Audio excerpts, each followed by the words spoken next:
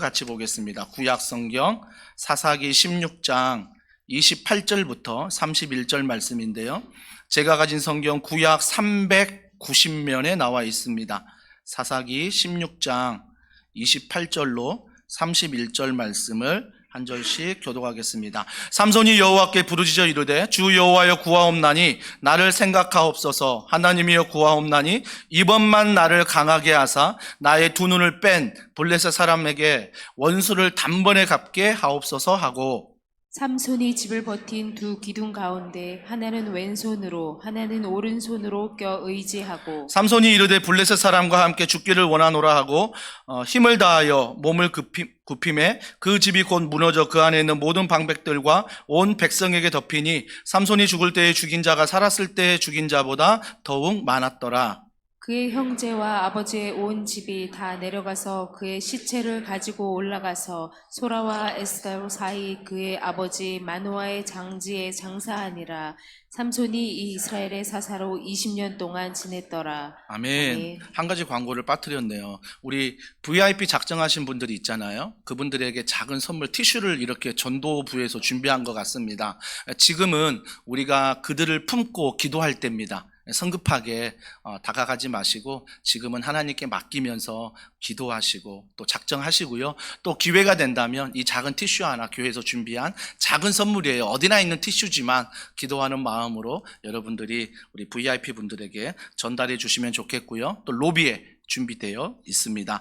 오늘 실패한 인생 같지만 실패하지 않는 인생, 실패한 인생 같지만 실패하지 않는 인생이란 제목으로 하나님 말씀을 전하도록 하겠습니다. 교회가 8년이 지나면서 매일매일 한 주 한 주 성도들을 보게 됩니다. 그러면서 성도들 안에 있는 은사를 보게 됩니다. 아, 저분은 저게 장점이고 아, 저분은 저게 강점이구나 라는 것들을 많이 보게 됩니다. 요 근래 어제의 예를 든다면 어제 교회 대청소를 했잖아요. 대청소하는데 옥상에서 정리하는데 와, 키 크신 분, 골리앗 같은 분이 한 분 계시니까 선반 정리하는 게 너무나 수월하게 잘 정리가 됐고요. 그 수월한 정리를 보고 모든 사람들이 속이 시원하다 할 정도로 옥상이 정말 깨끗하게 정리가 됐습니다. 누구나 다 그런 은사가 있고요. 누구나 다 장점이 있고요. 누구나 다 하나님이 주신 선물이 있다라는 것입니다. 그 선물을 볼 때 오늘 삼손의 선물은 무엇입니까? 우리가 자주 아는 것은 삼손함의 힘 아니겠습니까? 힘이 있다. 그래서 힘이 은사요 선물이다 라고 생각할 수 있습니다.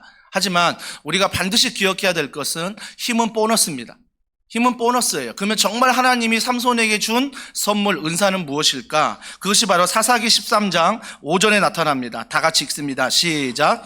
보라, 내가 임신하여 아들을 낳으리니 그의 머리 위에 삭도를 대지 말라. 이 아이는 태에서 나옴으로부터 하나님께 바쳐진 나실인이 됨이라.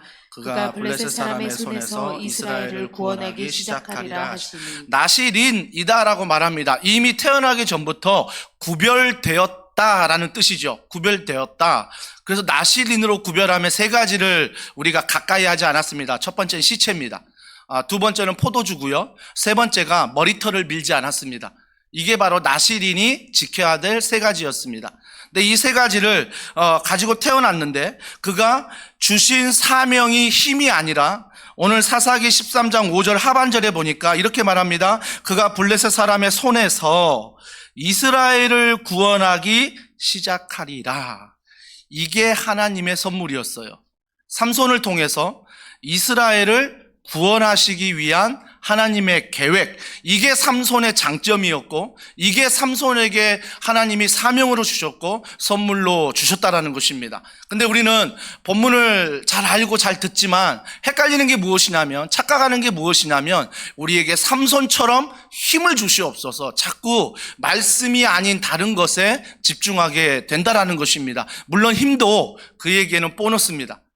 물론 선물이요 은사입니다. 하지만 정말 그 힘을 주신 이유는 이스라엘을 구원하기 위해서 하나님이 삼손에게 힘을 주었다는 것입니다. 예수 그리스도도 마찬가지입니다. 예수 그리스도를 이 땅에 인간의 몸으로 보내시는데 어떤 목적이 있었냐면, 자, 마태복음 1장 21절과 23절 다 같이 읽습니다. 시작. 아들을 낳으리니 이름을 예수라 하라. 이는 그가 자기 백성을 그들의 죄에서 구원할 자이심이라 하니라. 보라 처녀가 잉태하여 아들을 낳을 것이요 그의 이름은 임마누엘이라 하리라 하셨으니 이를 번역한즉 하나님이 우리와 함께 계시다 하니라. 예수 그리스도를 정말 그 하나님이신 그분을 인간의 몸을 통해 이 땅에 오신 것, 성육신 되었다라고 말하죠. 보내신 이유가 뭐라고요?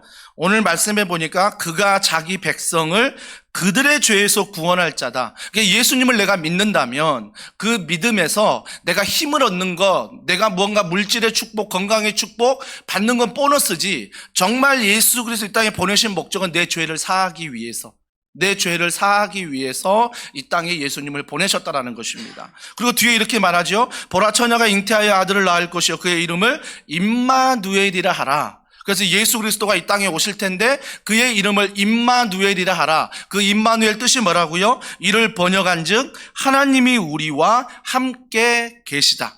그러니까 임마누엘 번역하면 하나님이 함께 계시다. 즉 예수님을 통해서, 예수님을 믿음으로 우리가 깨달아야 될 건 뭐예요? 두 가지가 있다고 말합니다. 첫 번째는 내 죄가 깨끗해진 거고요. 두 번째는요, 예수님을 통해서 하나님이 나와 동행하신다, 하나님이 나와 함께 하신다는 사건을 알라라는 것입니다. 근데 우리는 예수 그리스도 통해서 이 두 가지를 별로 중요하게 여기지 않습니다. 예수 그리스도 이 땅에 왜 오셨냐? 우리 소원을 들어주기 위해서, 나의 욕심을, 나의 정욕을 채우기 위해서, 이렇게 생각하는 분이 많다라는 것입니다. 그래서 삼손에게 힘을 주는 이유, 예수님이 오신 이유를, 그 사명을 우리는 반드시 기억해야 된다라는 것입니다. 이 말씀을 묵상하면서 한 인물이 떠올랐습니다. 그 인물은 바로 모세였어요. 모세가 정말 이스라엘 백성들을 잘 이끌었잖아요. 그래서 자기가 이제 때가 되어 생물학적 죽음을 맞이합니다. 그때 후계자로 여호수아 세우잖아요. 여호수아 세우는데 여호수아 1장 5절에 두려워하는 여호수아에게 하나님이 이렇게 말씀하십니다. 그때 여호수아 입장에 대보자고요. 여호수아 되면 그때 내가 리더십에 두려워하는데 하나님이 뭐라고 말씀하면 좋을까요? 여호수아야, 리더십이란 바로 이런 거야. 받아 적어라. 1, 2, 3. 이게 가장 도움이 되겠잖아요. 야, 인간 처세에서는 이렇게 처세해야 된다. 리더는 이런 처세를 잘해야 돼. 리더는 이런 결정을 잘해야 돼. 리더는 이런 생각을 잘해야 돼. 얼마든지 하나님이 인간 처세술에 대해서, 리더십에 대해서 가르칠 수 있습니다. 그런데 하나님은 두려워하는 여호수아에게 리더십에 대해서 한마디만 하십니다. 강하고 담대하라. 내가 모세와 함께한 것처럼 너와 함께하리라. 이게 바로 하나님이 여호수아에게 주시는 리더십의 첫 번째 계명이었습니다. 사랑하는 성도 여러분, 잊지 마십시오. 임마누엘, 예수 그리스도, 내가 그분을 믿는다면 그분이 나와 함께 하신다는 그 믿음, 그 믿음이 우리에게 있다라는 것입니다. 그래서 우리는 삼손의 실수를 보게 되는데요. 어떤 실수입니까? 힘만 의지하니까 그가 실수하게 되는 것입니다. 뭘 잊어버렸어요? 사사기 13장 5절에 하나님이 맡기신 사명, 이스라엘을 구원하리라, 이 사명을 잊어버리고 내 힘만 자랑하고 의지합니다. 얼마나 힘이 셌으면 사자를 찢어 죽이겠습니까? 사자를 찢어 죽이잖아요. 그 정도로 힘이 있던 삼손이었습니다. 1절에 보십시오. 한 기생을 보고 그에게로 들어갔더니 라고 말합니다. 그 지역이 어디냐? 가사라고 말합니다. 이 가사는 블레셋 5개 도시 중에 거의 수도와 같은 역할이 바로 가사입니다. 근데 이 가사에 적국에 들어가는 것도 위험인데 누구를 가까이 합니까? 기생을 가까이 하고 있다라는 것입니다. 그러니까 한마디로 삼손이 자기 힘만 믿고 적국에 들어갑니다. 자기 힘만 믿고 기생에게 다가간다라는 것입니다. 그러면서 4절에 보십시오. 소렛 골짜기에 들릴라 여인을 사랑하매 라고 말합니다. 그 여인이 들릴라입니다. 이방 여인이죠. 그 이방 여인을 사랑했다라고 성경은 말하고 있습니다. 사랑하는 성도 여러분, 이 본문을 통해 뭘 깨달으십니까? 내가 힘이 있다고, 내가 적국에 들어가도 이길 수 있다라고 생각하는 착각, 내가 힘이 있다고 적국에 들어갔지만 기생을 만나도 나는 얼마든지 괜찮다는 착각, 이 착각에 빠진다라는 것입니다. 점점 내가 힘을 얻을 때, 점점 내 일이 잘 될 때, 물질로 잘 풀리고 건강으로 잘 풀리고 진로로 잘 풀리고 여러 많은 일이 잘 풀릴 때 우리가 빠질 수 있는 실수라는 것입니다. 삼손도 하나님의 사명을 잃어버리고 자기의 힘에만 자랑하다 보니까 적국에 들어가도 괜찮았고요, 기생을 가까이 해도 괜찮다라고 생각했습니다.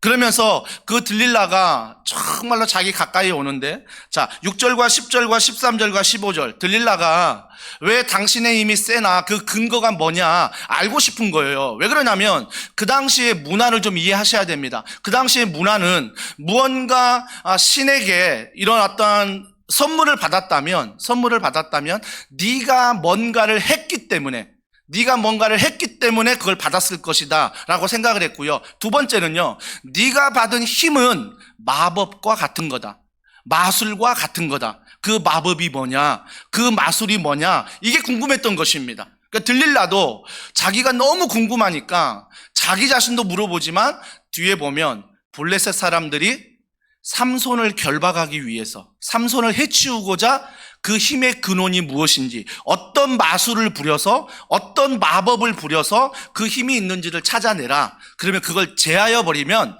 그에게 힘이 없어진다. 그래서 블레셋 사람들이 들릴라에게 돈으로 유혹합니다. 은으로 1,100, 무게로 따지면 거의 한 6kg에서 10kg 되는, 그래서 그 당시 금액으로 환산하면 어떤 분이 환산까지 하셨더라고요. 오늘날로 따지면 4억 정도 되는 그 어마어마한 돈을 들릴라에게 주면서 이 비밀을 알아오라고 말합니다. 여러분, 알아오라고 말하는데 몇 번을 접근합니까? 3번을 접근합니다. 그거 또 한 번 접근을 해요. 여러분, 우리가 내 힘만 믿고요, 적국에 가도 괜찮다는 착각에 빠지면요, 내 힘만 믿고요, 기생을 만나도 괜찮다고 생각하면요, 한 번의 공격이 아니라는 것입니다.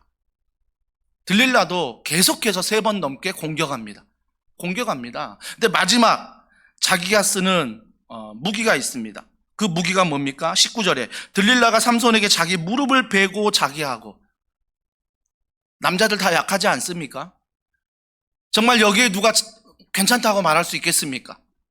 계속 유혹받지만 그 옆에 있습니다. 떠나지 않는 거예요. 그 유혹을 뿌리치려면 떠났어야 되는데 그 유혹 앞에 계속 삼손은 들릴라를 사랑한다면서 그 옆에 있습니다.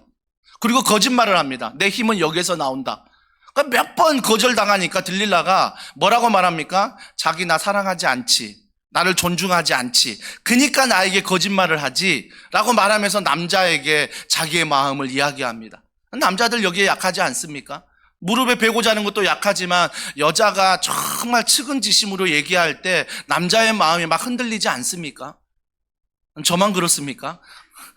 여러분은 다 괜찮다라고 이게 표정을 저를 째려보는 것 같은데 나는 아니라고 말합니다. 사랑하는 성도 여러분, 3번씩이나 찾아와서 들릴라가 유혹하고요, 왜 나를 믿지 못하냐, 왜 나를 존중하지 못하냐, 나 사랑한다며 나 이것도 안 들어주냐 라고 계속해서 들릴라가 이야기해주고 있습니다. 여러분, 내 힘만 믿고요, 살아가다 보면 이런 유혹이 참 많다라는 것입니다. 한 번이 아니에요. 2번, 3번. 끝까지 우리가 넘어질 때까지 이런 유혹은 찾아온다라는 것입니다. 그리고 19절이 계속됩니다. 머리털 7가닥을 밀고 드디어 알려준 거예요. 내가 머리털을 밀지 않기 때문에 이 힘의 근원이다. 삼손이 알려준 거예요. 삼손이. 19절에 보세요. 그의 힘이 없어졌더라. 그의 힘이 없어졌대요. 진짜 없어졌어요. 성경은 그렇게 말합니다. 그런데요, 한 가지 질문. 정말 머리털을 밀지 않아서 삼손이 힘이 있었던 겁니까? 우리가 말씀을 읽을 때 너무나 듣고자 하는 말씀만 읽으니까 머리털을 밀어서 삼손이 힘이 없어졌다라고 생각합니다. 머리털 관리 잘해야 되겠다.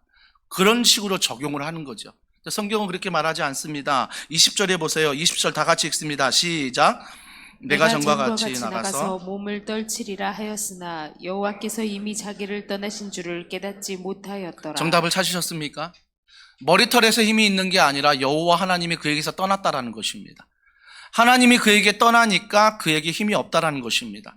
내가 힘이 있다라고 착각했던, 내가 모든 것을 할 수 있다라고 착각했던 그 착각 안에서 하나님의 은혜가 떠나가니까 그 사람의 힘이 없어지더라라고 성경은 이야기를 하고 있습니다. 여러분, 삼손은요, 이번 한 번만 실수한 거 아닙니다. 사사기 앞장에 보면 딥나 여인을 통해서 실수하기도 했습니다. 왜 삼손은 같은 실수를 계속 반복할까요? 그 이유는 하나입니다. 난 할 수 있다. 난 힘이 있다. 난 괜찮다. 나는 적국에 가도 괜찮고, 나는 기생을 만나도 괜찮고, 어떤 사람이 나를 유혹, 난 넘어지지 않는다 라는 헛된 착각에 빠져 있기 때문입니다. 그렇다면 질문은 이겁니다. 삼손만 실패한 인생인가? 삼손만 실패했습니까? 우리는 어떻습니까? 조금 내가 살만하다고? 조금 내가 건강하다고? 조금 더 내가 편해졌다고? 조금 더 내가 예전보다 나아졌다는 그 생각 안에서 우리는 내 힘으로 된 것처럼, 내가 최선을 다해 모든 것을 하는 것처럼 내 자신의 교만으로 꽉 차 있지는 않으십니까? 자랑하고 싶고, 인정받고 싶고, 뽐내고 싶고, 이런 마음이 우리에게도 동일하게 있다라는 것입니다. 그게 바로 우리의 한계라는 거죠. 그래서 어떻게 이 일을 이루셨습니까? 라고 물어보면 내가 어떻게 고생한지 아십니까? 내 고생만 쫙 얘기하는 거죠. 여러분, 따지고 보면요, 고생 안 하는 사람이 어디 있습니까? 작은 가게지만 그 가게 지키기 위해 최선을 다합니다. 큰 기업이지만 그 큰 기업 지키기 위해 최선을 다합니다. 정말 못된 사람 빼고는요, 웬만한 상식을 가진 사람들이라면 그것 지키기 위해서, 그것 성장해 보기 위해서 모든 사람들이 고생합니다. 모든 사람들이 노심초사하면서 최선을 다한다라는 것입니다. 하지만 믿는 자로서 우리가 잊지 말아야 될 것은, 왜 내가 힘이 빠지고 있지? 왜 내가 이런 실수를 계속 반복하고 있지? 여러분이 힘이 없어서가 아닙니다. 하나님의 임재하심이 떠나 있기 때문입니다. 잘 아실 것입니다. 삼손이 이런 힘이 떠나자 어떻게 됐습니까? 두 눈이 뽑혔습니다. 그걸로 끝났습니까? 나귀가 돌려야 될 맷돌을 삼손이 돌립니다. 그걸로 끝났습니까? 많은 블레셋 사람들이 삼손에 나오라고 해서 제주를 부려보라고 합니다. 그리고 조롱하기 시작하는 거죠. 조롱할 때 어떻게 조롱했습니까? 블레셋이 믿는 다곤의 신을 두고, 이 다곤이 곡물의 신 아닙니까? 그러니까 우리는 이 곡물의 신을 믿어서 우리는 이렇게 축복받았는데, 삼손을 봐라, 하나님의 신을 믿는데 저는 두 눈이 뽑혔다는 것입니다. 나귀가 돌려야 될 맷돌을 삼손이 돌리고 있다는 것입니다. 우리들 앞에서 제주 피우고 있고 우리 앞에서 조롱받는, 즉 하나님의 이름이 조롱받고 있다는 것입니다. 사랑하는 성도 여러분, 저는 이 말씀을 대할 때 두 가지 적용을 해보았습니다. 첫 번째는요, 두 눈을 뽑히기 전에 열심히 해야 되겠다. 맷돌을 돌리기 전에 내가 정신 차려야 되겠다. 내가 세상 앞에 조롱받기 전에, 하나님의 이름이 나 때문에 욕을 먹기 전에 내가 정신을 차려야 되겠다. 그 생각을 하나 해보았고요. 또 한 가지의 생각은 그렇습니다. 이런 상황에서도 하나님은 어떻게 하고 계실까? 이게 궁금했던 것입니다. 이 본문을 통해서 제가 계속 답을 얻으려는 질문이었습니다. 두 눈이 뽑혀버리고 맷돌을 돌리고 있고 사람에게 조롱받고 있는, 하나님의 이름도 조롱받고 있는 그 상황에서 하나님은 어떤 일을 하고 계실까? 여러분, 한 성도분이 하나님의 대사라는 책을 썼지요. 그래서 그분이 늘 직장에서나 가정에서나 교회 안에서 하나님의 대사로 살아갑니다. 대사가요, 다른 나라 가서 대사 역할 못하면요, 나라가 욕을 먹어요. 나라의 어려움이 다가옵니다. 우리는 하나님의 대사라고 주님이 말씀하십니다. 너는 왕 같은 제사장이다. 그래서 너는 하나님의 대사다라고 말하는데, 과연 나는 이번 한 주간 하나님의 대사로서 살아갔는가?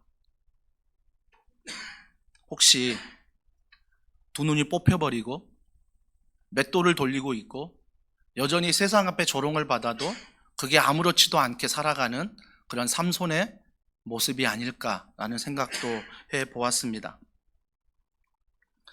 23절에 보니까 그들의 신 다곤에게 큰 제사를 드리고 즐거워했다라고 말합니다. 즉, 그 당시의 문화는요, 전쟁은 신과 신과의 전쟁이었습니다. 자기가 믿는 다곤의 신이 삼손이 믿는 하나님의 신을 이겼다라는 것입니다. 왜요? 삼손이 두 눈이 뽑혔거든요. 삼손이 맷돌을 돌리거든요. 삼손이 조롱받고 있거든요. 그러니까 다곤의 신이 이겼다라는 것입니다. 하나님의 신이 졌다라고 말하는 거죠. 그러면서 25절에 이렇게 말합니다. 삼손을 불러다가 우리를 위하여 제주를 부리게 하자 하고, 어떤 제주인지 잘 모르겠습니다. 하지만 예전에 힘이 있던 그 삼손을 이제는 힘이 빠지고 초라한 그가 어떤 제주를 필 건지 많은 블레셋 사람들이 구경하고 있다라는 것입니다. 이 상황 앞에서 어느 누가 삼손이 성공한 인생이라고 말할 수 있겠습니까? 우리는요, 두 눈이 뽑히지 않길 원합니다. 우리는요, 맷돌은 내가 돌릴 게 아니라 나귀가 돌려야 된다라고 생각합니다. 우리는요, 내가 조롱받지 않고 인정받아야 된다, 칭찬받아야 된다라고 생각합니다. 하지만 내가 두 눈이 뽑히지 않았지만, 내가 맷돌은 돌리지 않지만, 내가 조롱을 받고 있지 않지만 그 자리가 정말 하나님이 원하시는 자리일까요?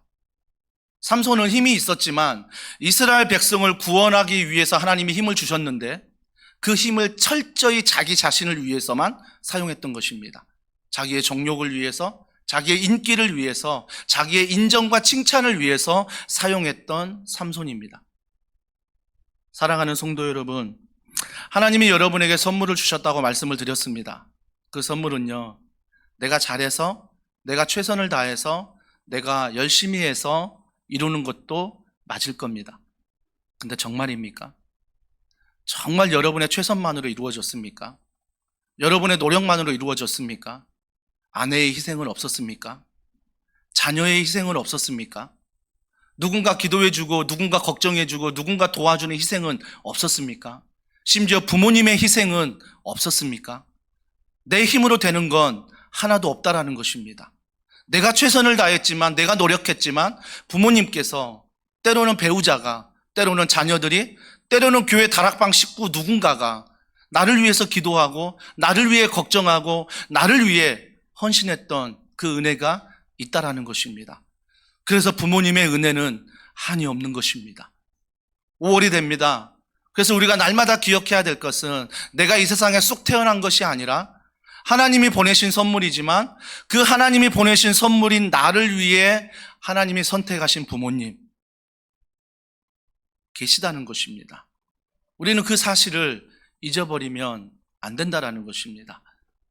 그래서 우리는 그 노래를 부를 때마다 이렇게 말하지요. 부모님의 은혜입니다. 부모님의 은혜입니다.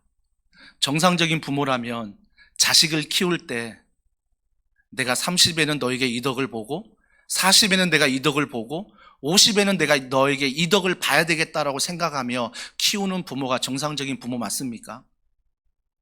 정말 상식적인 부모라면요, 정말 자녀를 사랑한다면요, 덕을 볼 게 아니라 그 자녀를 있는 그대로 사랑하는 것입니다. 이게 바로 성경이 말하는 은혜입니다.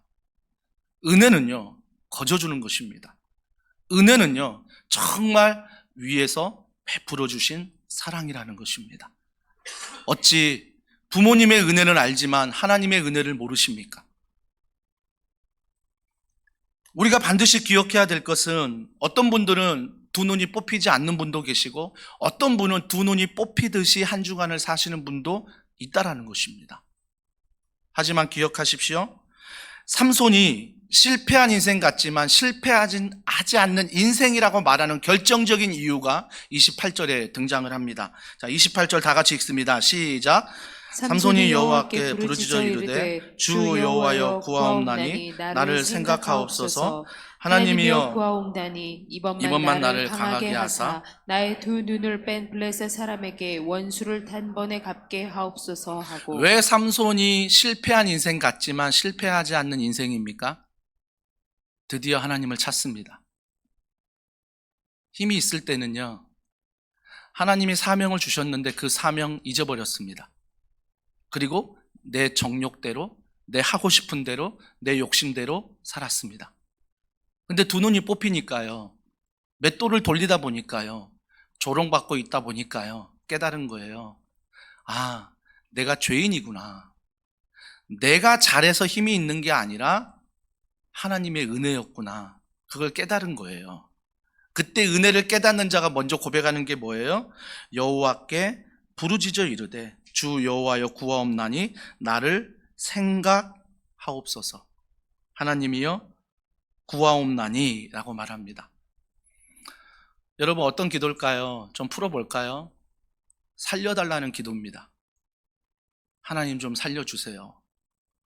두 눈 뽑혔잖아요. 하나님, 나귀가 돌려야 될 맷돌 내가 돌리고 있잖아요. 하나님, 많은 사람들에게 조롱받고 있잖아요. 다른 기도하지 않습니다. 하나님 살려주세요. 하나님 불쌍히 여겨주세요. 저는 주일학교 때 5손가락 기도를 많이 배웠습니다. 그래서 그 기도가 지금도 제 안에 있습니다. 그런데 삼손은요, 5손가락의 기도를 하지 않습니다. 하나님 아버지 먼저 불러야 돼. 회개 먼저 해야 돼. 감사 먼저 해야 돼. 간구 먼저 해야 돼. 기도 끝날 때는 꼭 예수님의 이름으로 기도합니다라고 해라. 이게 저의 가르침이었습니다. 너무나 소중한 가르침이지요. 하지만 두 눈이 뽑힐 때는요, 맷돌을 돌릴 때는요, 많은 사람들 앞에 조롱받을 때는요, 5손가락이 안 되더라고요. 그냥 하나님 아버지 불쌍히 여겨주세요. 하나님 아버지 긍휼히 여겨주세요. 이 기도가 나오더라고요. 이 기도가 나옵니다. 지금 삼손이 힘을 얻은 인생 가운데 처음으로 하나님께 기도하고 있습니다. 그때가 언제예요? 인간으로 볼 때는 가장 초라할 때입니다. 가장 초라할 때 그가 하나님 앞에 부르짖어 기도하고 있다라고 말합니다. 우리에게 그런 인생, 그런 삶 없지 않았잖아요. 말은 못하지만 저 깊은 곳에 나만이 겪는 고난, 나만이 겪는 아픔, 두 눈이 뽑힐 듯이 맷돌을 돌리듯이 남에게 조롱받는 그거 경험해 보지 못한 분이 어디 있겠습니까? 모두가 다 경험하고 이 세상을 살아갑니다. 모두가 다 경험하고 살아가는 상황입니다.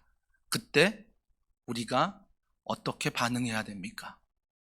언제까지 남 탓만 하며, 언제까지 나라 탓만 하며, 언제까지 자녀 탓, 배우자 탓만 하며 살겠습니까? 우리가 반드시 그 상황에서 기도해야 될 것은 하나님 아버지 앞에 부르짖어 살려달라고 기도해야 된다는 것입니다. 그럴 때 삼손이 이런 고백을 합니다. 28절 중반절인데요. 이번만 나를 강하게 하사라고 말합니다. 이번만 나를 강하게 하사. 이런 절박한 상황에 있는 분들 이해하시지 않습니까? 하나님 이번만 도와주시면, 하나님 이번만 도와주시면. 우리가 그런 절박한 기도 많이 하지 않았습니까? 삼손도 지금 절박한 기도합니다. 이번만 나를 강하게 하사. 뒤에 보십시오. 나의 두 눈을 뺀 블레셋 사람에게 원수를 단번에 갚게 하옵소서. 원수 갚게 달라고 기도합니다. 그런데 그 기도의 원어에 보면요, 나만 살리고 블레셋 사람만 죽여달라고 기도하는 거 아닙니다. 이번만 나를 강하게 하사는 하나님 제가 잘 죽겠습니다. 하나님 제가 잘 죽고 싶습니다. 이전까지는 그 힘이 내가 잘나서, 내가 똑똑해서, 내가 남보다 더 탁월해서 그 힘이 있는 줄 알았는데, 이런 어려움을 당하고 보니까 하나님 살려달라는 기도 앞에서 내가 죄인임을 발견하고 나의 연약함을 발견하고, 하나님 내가 할 수 있는 것 무엇이겠습니까? 잘 죽는 것입니다. 사사기 13장 5절, 하나님이 그에게 힘을 주시면서 이스라엘 백성을 구원한다는 사명을 그동안 다 잃어버렸는데 막상 정말 초라한 그 모습 앞에서 하나님께 기도할 때 그 사명이 기억난 것입니다. 하나님, 내가 잘 죽겠습니다. 우리의 소원 아닙니까? 정말 젊지만, 언제 죽을지 알지 못하지만 마음 한켠에는 그런 소원이 있습니다. 하나님 잘 죽게 하여 주시옵소서. 근데 그 잘 죽게 한다는 그 고백이 뭐냐면, 아프지 않고 돈으로 힘들지 않고 좀 잘 죽게 해주세요. 자다가 가게 해주세요. 정말 그 기도가 필요하지만 하나님의 선물을 받고 사명을 받는 자라면 그 기도에 멈추면 안 됩니다. 하나님 잘 죽게 해주세요. 아프지 않고 물질도 있고 내가 건강하게 죽기도 원합니다. 하지만 하나님의 사명, 그 사명 앞에 주신 나에게 선물, 나에게 은사, 그거 잘 사용하다가 죽게 해주세요. 잘 사용하다가 죽게 해주세요. 이게 바로 삼손이 지금 하나님께 드리는 기도라는 것입니다. 그래서 30절에 이렇게 말합니다. 삼손이 이르되 블레셋 사람과 함께 죽기를 원하노라. 잘 죽기를 원했잖아요. 30절에 계속됩니다. 삼손이 죽을 때에 죽인 자가 살았을 때에 죽인 자보다 더욱 많았더라. 이스라엘을 드디어 구원하는 삼손을 보게 됩니다. 그가 살아 생전에 이스라엘을 구한 것보다 그가 죽으면서, 잘 죽으면서 하나님 사명 감당할 때 이스라엘 백성들을 구원하고 있다는 것입니다. 그런데요, 성경은 또 이렇게 마무리를 합니다. 히브리서 11장 32절 다 같이 읽습니다. 시작. 내가 무슨 말을 더하리요? 기드온, 바락, 삼손, 입다, 아시겠습니까? 히브리서 11장은 믿음의 장입니다. 하나님이 성령을 통해서 그 말씀을 기록할 때 그 사람이 바로 나의 믿음의 사람이다 라고 하나님이 그에게 은혜를 주시는데, 그 인물 중에 기드온만 있는 게 아니라 바락만 있는 게 아니라 삼손이 들어간다는 것입니다. 삼손이 믿음의 사람이다 라고 하나님이 인정해 주시는 것입니다. 그렇다면 이 믿음의 장을 보면서 우리가 한 가지 정말 결단해야 될 게 무엇입니까? 두 눈 뽑히지 않아서 감사하고, 맷돌을 돌리지 않아서 감사하고, 하나님 앞에서 조롱받지 않는 거 감사합니다. 하지만 그 감사가 하나님의 사명을 잊어버리고 내 정욕을 위하여, 내 욕심을 위하여, 내 칭찬을 위하여, 내 인정을 위하여 살아갔다면 삼손이 과연 믿음장에 기록될 수 있을까요? 하지만 삼손은 두 눈이 뽑히고 맷돌을 돌리고 그가 조롱을 받고 있지만, 세상에서는 실패한 인생이라고 말하고 있지만, 그가 기도하는 내용을 통하여 하나님은 결코 실패하지 않는 인생이라고 말하고 있다는 것입니다. 너는 믿음의 사람이다. 그래서 하나님은 삼손을 그 믿음의 장에 기록하고 있다는 것입니다. 사랑하는 성도 여러분, 히브리서 11장 32절은 하반절에 계속 이렇게 말합니다. 다윗 및 사무엘과 선지자들의 일을 말하려면 내게 시간이 부족하리로다. 믿음의 사람을 말하는데 이런 사람들을 말하기에는 내가 시간이 부족하다. 얼마나 감사한지요. 제 눈에는 다 눈이 뽑힌 것 같은데, 제 눈에는 다 맷돌만 돌리는 것 같은데, 제 눈에는 다들 조롱만 받고 있는 것 같은데, 하나님의 눈에는 하나님의 사명으로 그렇게 살아가는 사람들이 있다라는 것입니다. 그래서 그런 사람들을 내가 열거하려면 시간이 부족하다라는 것입니다. 많은 믿음의 사람들이 각 교회마다, 한국 교회 안에, 온 민족 안에 있다라는 것입니다. 비록 눈이 뽑혔지만, 비록 맷돌 돌리지만, 비록 조롱받고 있지만, 세상은 실패했다고 말하지만 그 안에서 하나님께 부르짖고, 그 안에서 하나님을 의지하고, 그 안에서 내게 주신 선물과 은사를 발견하여 하나님의 영광을 위하여 오늘도 살아가는 많은 사람들이, 믿음의 사람들이 있다라는 것입니다. 그 사람들과 하나님을 함께 하신다라는 것입니다. 그래서 임마누엘, 너가 잊지 말아야 될 것은 하나님이 너와 동행하신다. 눈이 안 뽑혀서가 아니라 눈이 뽑혔을지라도 하나님이 너와 동행하신다. 맷돌을 안 돌려서가 아니라 맷돌을 돌리더라도 하나님이 함께 하신다. 조롱 안 받아가 아니라 조롱을 받을지라도 하나님이 함께 하신다. 유일한 이유는 무엇입니까? 내가 정상이기 때문입니까? 내가 남보다 좋은 옷 입고 좋은 차 타고 좋은 집에 살아서 그 이유입니까? 아니요. 잘 아시잖아요. 그건 한순간에 사라져 버립니다. 사업 한번 잘못 선택하면요, 다 날아가 버립니다. 결정 한번 잘못하면 다 나가버려요. 하지만 날아가지 않는 것, 영원한 것, 정말 그 한 가지, 그분이 있다면, 하나님이 함께 하심을 증거하는 예수 그리스도, 그분이 이 땅에 오셔서 임마누엘 하신다는 하나님의 약속, 그분을 통해서 하나님이 나와 동행하신다는 믿음이 흔들리지 않는 것, 이것만은요, 돈이 뺏어갈 수 없고요, 이것만은요, 두 눈이 뽑혀도 맷돌을 돌려도 조롱받아도 뺏어갈 수 없던 거였어요. 사랑하는 성도 여러분, 저는 이 말씀 앞에서 더원 사랑의 교회를 생각해 봅니다. 목사가요, 멀쩡하다고 해서 하나님 앞에 믿음의 사람이 아니에요. 성도들이 멀쩡하다고 해서요, 하나님이 축복하는 것도 아니에요. 때로는 다리를 절지만, 때로는 넘어지지만, 때로는 엎드려서 울지만, 그 안에서도 하나님 살려달라고, 하나님 나를 좀 불쌍히 여겨달라고, 하나님 내가 하나님 사명 감당하며 잘 죽길 원합니다. 이 사업장을 통해, 이 가정을 통해 나만 배부르게 먹는 것이 아니라 정말 하나님의 영광을 위하여, 하나님의 나라를 위하여 하나님 쓰임받기를 원합니다. 그래서 돈 좀 주세요. 그래서 건강 좀 주세요. 그래서 우리에게 믿음을 좀 주세요. 사랑하는 성도 여러분, 저는 더원 사랑의 교회에 이 말씀을 묵상하면서 지난 한 주간 동안 교적을 다 돌아봤습니다. 그러면서 제가 2015년부터 2024년까지 등록한 분들 사진들을 보면서요, 이런 생각을 참 많이 했습니다. 야, 이분이 이때 등록하셨구나. 근데 지금 어떤 모습인가를 한번 떠올려 봤습니다. 너무나 감사한 사람이 많아요. 너무나 교회를 위해서, 하나님을 위해서 수고하신 분들이 너무너무 많아요.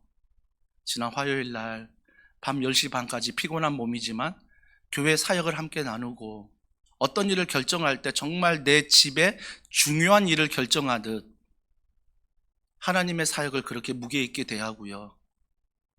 수요일뿐만 아니라 많은 요일을 통해서 정말 두 눈이 뽑히는 상황인데, 맷돌을 돌리는 상황인데, 여전히 조롱받는 상황인데 그래도 하나님 의지하며 기도하는 분들이 많이 계시고요. 성김이 분들 지난주 한 기도 문자를 받았을 겁니다. 이제 태어난 아이가 자가 호흡이 안 돼서 인큐베이터에 있던 기도 제목이었습니다. 제가 그걸 받았을 때, 이제 태어난 아이인데 산모가 이제 출산했는데 얼마나 힘들까. 그래서 전화하는 게 민폐 같다라고 생각해서 전화는 못하고 기도하고 있었습니다. 하지만 한 전도사님이 사진 한 장을 저에게 전달해 줬어요. 그 사진은요, 아이의 인큐베이터에 있는 사진이었어요. 그걸 보는 순간, 오늘 출산해서 산모가 힘들겠지만 꼭 전화해야 되겠다. 전화를 바로 했습니다. 제 전화번호가 저장되어 있기 때문에 한 번 울리니까 바로 받더라고요. 그 다음에 어떤 기도도 하지 않았는데 울기 시작하시는 거예요. 그러면서 저도 함께 울었고요. 그러면서 목사니까 울고 끝나면 안 되잖아요. 목사니까 진짜 그게 힘든 거예요. 울고 끝나면 좋겠는데 울고 끝나면 안 되더라고요. 왜? 하나님은 살아계시니까. 그래서 울고 끝나지 않고 정말 울면서 하나님께 같이 기도했습니다. 이 기도였어요. 하나님 아이 살려달라고, 하나님 아이 자가호흡하게 해달라고, 하나님 엄마 출산한 이후에 정말 자기 몸도 지금 돌보지 않고 아이를 위해서 이렇게 살려달라고 외치는데, 하나님 이번 한 번만, 하나님 이번 한 번만 좀 불쌍히 여겨달라고. 그러면 그 가정 하나님 잘 믿을 거라고, 하나님 잘 섬길 거라고. 사랑하는 성도 여러분, 오늘도 두 눈이 빠지고, 오늘도 맷돌을 돌리고, 오늘도 조롱받는 분이 많이 계세요. 하지만 여전히 그 하나님의 선물이, 그 하나님의 사명이 나에게 있기에 오늘도 그분을 의지하며 걸어갑니다. 그 인생이 실패하지 않는 인생이래요. 화려하지만 하나님이 없는 인생이 영적으로 보면 실패한 인생이고요. 화려하지 않지만 하나님을 의지하고 하나님을 바라보며 하나님의 영광을 위해서 내 시간과 내 물질과 내 모든 것들을 쏟아부을 수 있는, 세상에서는 미련하다고 말하는 그 인생이 하나님 볼 때는 히브리서 11장에 기록할 만큼 믿음의 사람이래요. 이 말씀 앞에 우리가 오늘 눈물로만 끝내지 말고요, 울먹이는 걸로만 끝내지 말고요, 이번 한 주간 정말 실패한 인생 같지만 실패하지 않게 만드시는 그 하나님 앞에 기도하고요. 다시 한번 좀 힘을 내시고요. 가정에서, 직장에서, 또 교회 안에서 정말 더불어 즐겁게 달려가는 우리 모든 성도들이 되기를 주님의 이름으로 축복합니다. 우리 이 말씀 기억하면서 우리 이 찬양 주님 앞에 올려드리면 좋겠습니다. 큰 꿈은 없습니다. 눈물로 뿌린 씨앗들, 세상을 뒤덮지 않아도 여전히 충분합니다. 한 꿈은 있습니다. 오늘 말씀 기억하면서 이 찬양 고백합니다. 큰 꿈은 없습니다. 큰 꿈은 없습니다. 눈물로 뿌린 씨앗들, 세상을 뒤덮지 않아 여전히 충분합니다. 여전히 충분합니다. 큰 꿈은 없습니다. 매일매일 맡겨주신 영혼을 그들을 사랑하고 섬기면 그것만으로 난 충분합니다. 그러나 한 꿈은 있습니다. 그래도 한 꿈은 있습니다. 그 꿈이 무엇입니까? 생명의 말씀을 안고 푸른 들판을 사는 이들, 그 안에 꿈을 봅니다. 그러나 한 꿈은 있습니다. 한 꿈은 있습니다.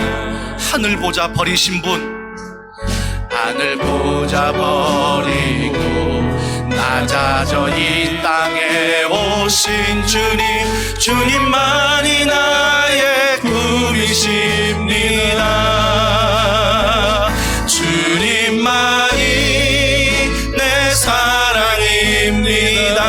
그 사랑 앞에 세상을 내려놓고 엎드리오니 그런 나를 사용하시는 주님만이 나. 한 번 더 고백합시다. 주님만이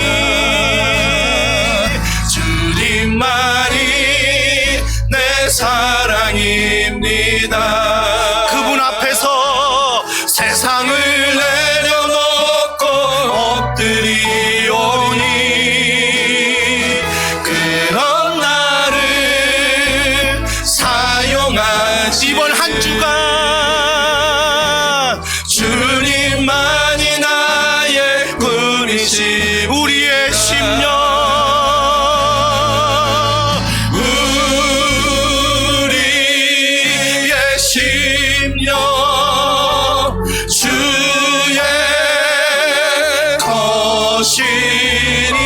우리의 꿈입니다. 당신의 형상 만드소서. 이번 한 주간 주인도 따라 사랑할 또 우리 함께 선포합시다. 사랑과 충성. 늘 한 번 더 고백하지 않으시겠습니까? 우리의 심령,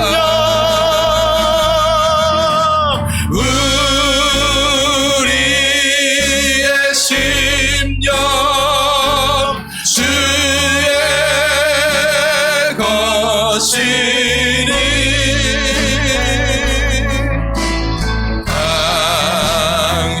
당신의 형상 만드소서.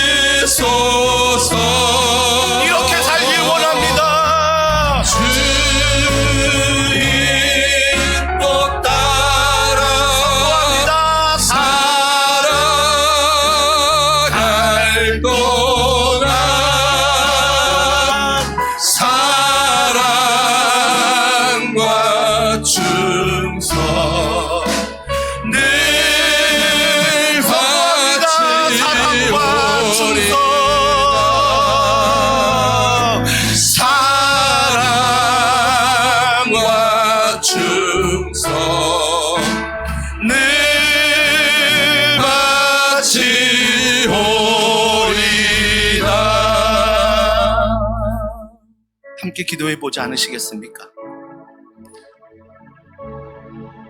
두 눈이 뽑히고 안 뽑히고가 중요한 게 아닙니다.